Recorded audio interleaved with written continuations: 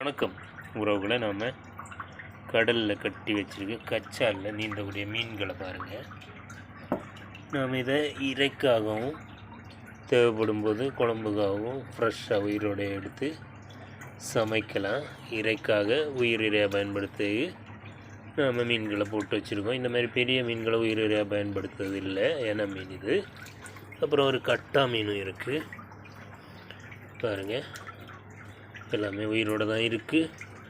அப்புறமா நமக்கு இருக்கிறது கணவாய் பாருங்கள், 2 கணவாய் இருக்குது. முக்கில் ஒதுங்கி இருக்காங்க 2 கணவாய். எல்லாமே உயிரோடு தான் ஓடிட்டுருக்கு.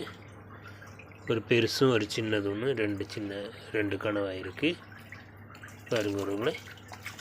நமக்கு கிடச்ச மீன்கள் எல்லாமே நாம் எல்லாத்தையுமே உயிரோடு தான் நீந்த வச்சுருக்கு. அப்புறமா ஒரு பஸ்கர் மீன், 2 பஸ்கர் மீன் இருக்குது, அதில் ஒன்று இது.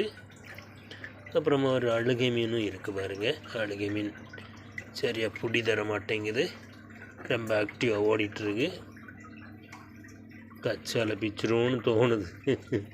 நாம் அவரை பிடிக்க வேண்டாம், பாக்கி மீன்களை பார்த்துட்டோம். ஓகே உறவுகளே, பாய். அழுகை மீன் இந்த பக்கத்தில் தான் நிற்குது. ஓகே உறவுகளே, பாய்.